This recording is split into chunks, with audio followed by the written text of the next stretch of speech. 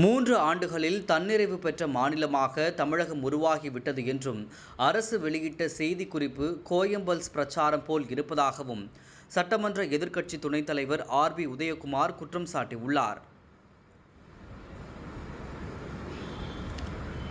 இதுகுறித்து மதுரையில் வைத்து பேட்டியளித்துள்ள அவர், போதையால் தமிழ்நாடு இளைய சமுதாயம் சீரழிந்து வருவதை பார்த்து கண்களிலே கண்ணீர் வருவது மட்டுமல்ல, இதயத்திலும் ரத்தம் வருவதாகவும் தெரிவித்துள்ளார். இதற்கு உரிய நடவடிக்கை எடுக்க திமுக அரசு எந்த ஒரு செயல்பாடுகளிலும் ஈடுபடவில்லை எனவும் அவர் குற்றம் சாட்டியிருக்கிறார். தமிழக அரசின் சார்பில் இன்றைக்கு ஒரு செய்திக்குறிப்பு வெளியிடப்பட்ட அனைத்து பத்திரிகைகளிலும் பிரதானமாக அந்த செய்திக்குறிப்பு இடம் பிடித்திருக்கிறது. சொல்லாத புதிய திட்டங்களை முதல்வர் முத்துவேல் கருணாநிதி ஸ்டாலின் அவர்கள் நிறைவேற்றியதால் தமிழகம் முதன்மை மாநிலமாக திகழ்கிறது என்று தமிழக அரசு பெருமிதம் தெரிவித்திருக்கிறது.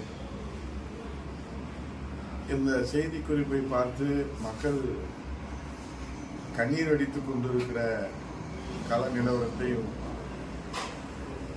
முத்துவேல் கருணாநிதி ஸ்டாலின் அறியவில்லையோ என்று உண்மை அவருக்கு உரைக்கவில்லையோ என்றுதான் நமக்கு கவலையாக இருக்கிறது. கனவிலும் கூட நிறைவேற்ற முடியாத 520 பொய் வாக்குறுதிகளை அள்ளி வீசி வாக்காளர்களை ஏமாற்றி ஆட்சிக்கு வந்த திமுகவிற்கு இதுபோன்ற வாக்குறுதிகளை அள்ளி வீசுவது அவர்களுக்கு கைவந்த கலை. ஒரு பானை சோற்றுக்கு ஒரு சோறு பதம் என்பதை போல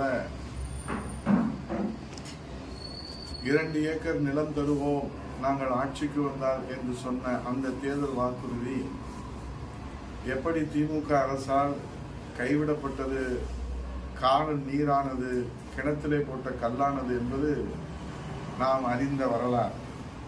அதனால்தான் அவருடைய வரலாற்றை மாணவர்கள் தெரிந்து கொள்வதற்காக 8ஆம் வகுப்பு, 10ஆம் வகுப்பு, 12ஆம் வகுப்பு என்று கல்லூரியிலே வரை அவருடைய பாடத்திட்டத்தை இன்றைக்கு இளைய தலைமுறைக்கு பாடமாக வைத்திருப்பதை பார்க்கிற போது இந்த கொடுமையை நாம் எங்கே போய் சொல்வது, இதை கேட்பதற்கு நாதி இல்லையா என்று மக்கள் இன்றைக்கு வேதனைப்படுகின்றார்கள். ஆகவே 2 ஏக்கர் நிலம் தருவேன் என்று சொன்னவர்கள் அவருடைய வரலாற்றை இந்த இளைய தலைமுறை தெரிந்து கொள்ள வேண்டும் என்பதற்காக அந்த பாடத்தை திணித்திருக்கிறார்களா என்கிற வேதனை வருகிறது. ஆனால் செய்திக்குறிப்பில் எப்போது பார்த்தாலும் சட்டமன்றத்திலும் சரி, மக்கள் மன்றத்திலும் சரி, நாங்கள் 98% வாக்குறுதிகளை நிறைவேற்றிவிட்டதாக திரும்ப திரும்ப ஒரு பொய்யை சொல்லுகிற போது அது உண்மையாகிவிடும் என்ற கோயபல்ஸ் பிரச்சாரத்தை தான் அவர்கள் நம்பி இருக்கிறார்களே தவிர மக்களை நம்பியதாக தெரியவில்லை.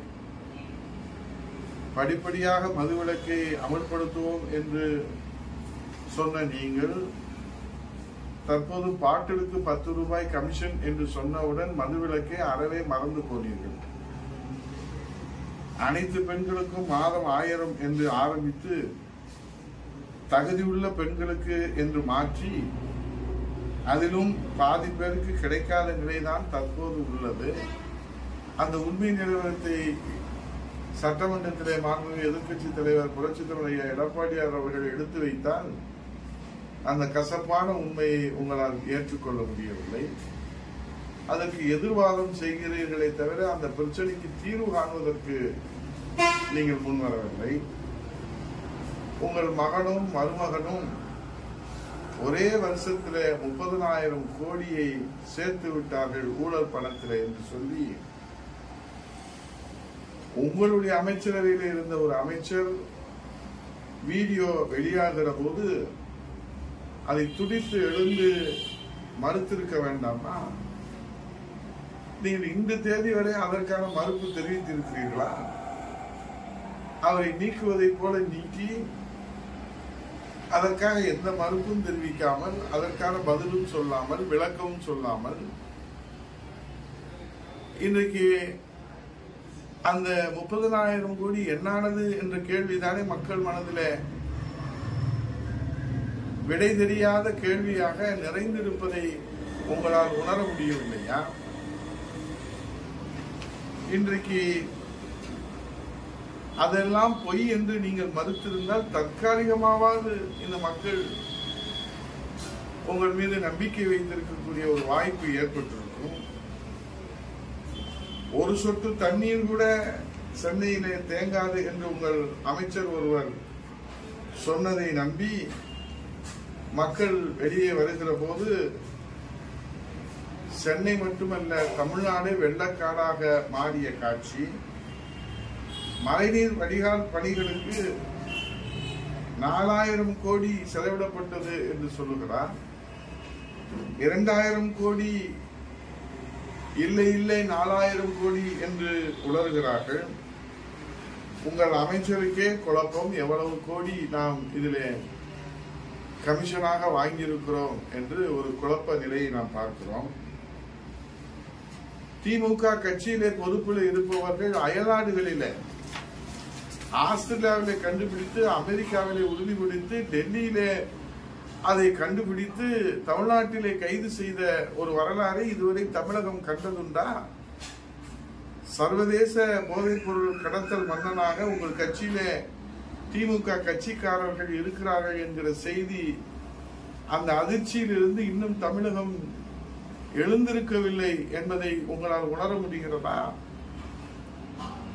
ஆகவே இன்றைக்கும் ஜாபர் சாதிக்கினுடைய அந்த போதைப் பொருள் கடத்தல், ஆகவே ஆஸ்திரேலியாவிலே உறுதி செய்து கண்டுபிடித்து சொல்றார். நம்முடைய மானம் கப்பல் ஏறி கடல் கடந்து அமெரிக்காவிலே பறிபோய் ஆஸ்திரேலியாவிலே உறுதி செய்து தமிழகத்திற்கு இன்றைக்கு உலக சந்தை வேண்டும் என்று இளைய சமுதாயம் எதிர்பார்த்திருக்கிறது. ஆனால் அந்த உலக சந்தையை நீங்கள் பெற்றுத் தந்திருக்கிறீர்கள் போதைப் பொருள் கடத்தலுக்காக.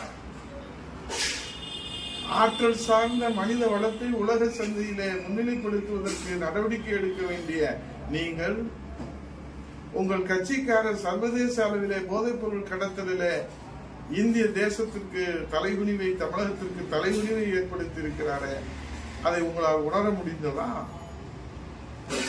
அதே போன்று இன்றைக்கு 90 லட்சத்திற்கு மேல இளைஞர்கள் கல்வி கற்று பள்ளி படிப்பை முடித்துவிட்டு, கல்லூரி படிப்பை முடித்துவிட்டு வேலை வாய்ப்புக்காக காத்துக் கொண்டிருக்கிறார்கள். ஆனால் உலக முதலீட்டாளர் மாநாட்டை நீங்கள் நடத்தி எத்தனை சொன்னதெல்லாம் செய்ததோடு சொல்லாததையும் நாங்கள் செய்திருக்கிறோம் என்று நீங்கள் சொல்வதை நாங்களும் ஏற்றுக்கொள்கிறோம்.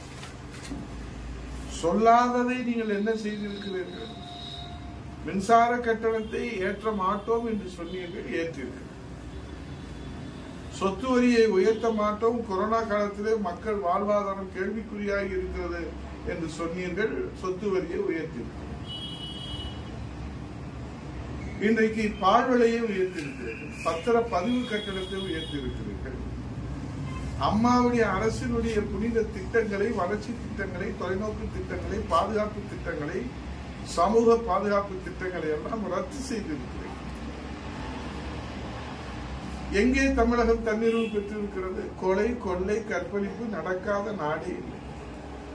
போக்சோ வழக்குகள் அதிகமாக தமிழகத்திலே இன்றைக்கு நடக்கிறது என்று சொன்னால், இன்றைக்கு மது, மாது, சூது நிறைந்த நாடாக தமிழ்நாடு காட்சியளிப்பது வேதனை அளிக்கிறது.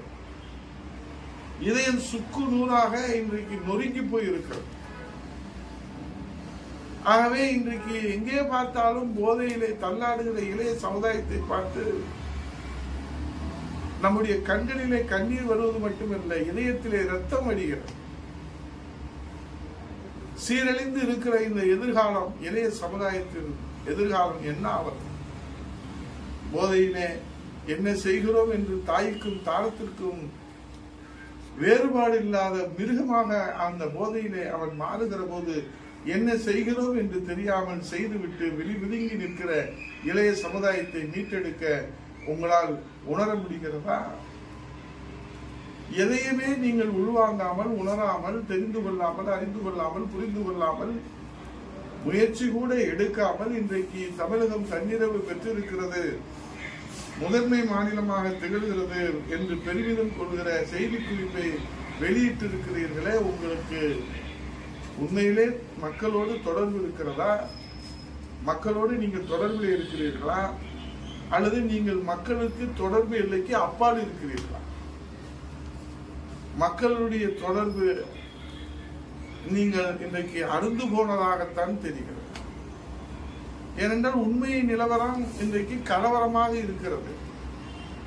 அது குறித்து நீங்கள் எந்த சிந்தனையும் செய்ததாக, நடவடிக்கை எடுத்ததாக தெரியவில்லை.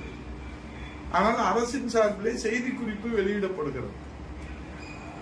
பெயர் சூட்டுகிற விழாவை வேண்டுமானால் நீங்கள் நடத்தி இருக்கலாம். ஆனால் உங்கள் சிந்தனையிலே புரட்சிகர திட்டங்கள், மறுமலர்ச்சி திட்டங்கள், வாழ வைக்கிற திட்டங்கள், வளர்ச்சி திட்டங்கள், தொலைநோக்கி திட்டங்கள் உங்கள் சிந்தனையிலே உதிக்காத காரணத்தால் தான் இன்றைக்கு மக்கள் அல்லல் பட்டுக் கொண்டிருக்கிறார்கள், அவதிப்பட்டுக் கொண்டிருக்கிறார்கள். ஆக நீட் தேர்வு ரகசியம் கேட்டதுக்காக உதயநிதி ஸ்டாலின் அவர்கள் மானம் இருக்கிறதா, ரோசம் இருக்கிறதா, வெக்கம் இருக்கிறதா, யோக்கியதை இருக்கிறதா என்று கேட்ட உதயநிதி ஸ்டாலின் அவர்களே, இன்றைக்கு இத்தனை நிலவரங்கள் கலவரமாக இருக்கிற போது தமிழகம் தன்னிறைவு பெற்று முதன்மை மாநிலமாக திகழ்கிறது என்று செய்தி குறிப்பு வெளியிடுகிற உங்களுக்கு மானம் இருக்கிறதா, ரோசம் இருக்கிறதா, வெக்கம் இருக்கிறதா, யோக்கியதை இருக்கிறதா என்று தமிழ்நாட்டு மக்கள் உங்களை கையை நீட்டி கேட்கிற, கோபத்தோடு உச்சத்தில் இருந்த தமிழ்நாட்டு மக்கள் கேட்கிற கேள்வி உங்கள் காதுகளுக்கு எட்டுகிறதா என்று கேட்டு தீர்வு காண முன்வருவீர்களா என்று கேட்டு நீங்கள் தீர்வு காணவில்லை என்று சொன்னால் காலம் கனியும். அப்போது புரட்சி தலைவர் எடப்பாடியார் தலைமையிலே அம்மாவின் ஆட்சி மலரும். இந்த பிரச்சனைக்கெல்லாம் தீர்வு காண்பார் மக்கள் தலைவர், மாசற்ற தலைவர், புரட்சி தலைவர் ஐயா எடப்பாடியார் என்பதை சொல்லி நன்றி கூறி விடைபெறுகிறேன். வணக்கம்.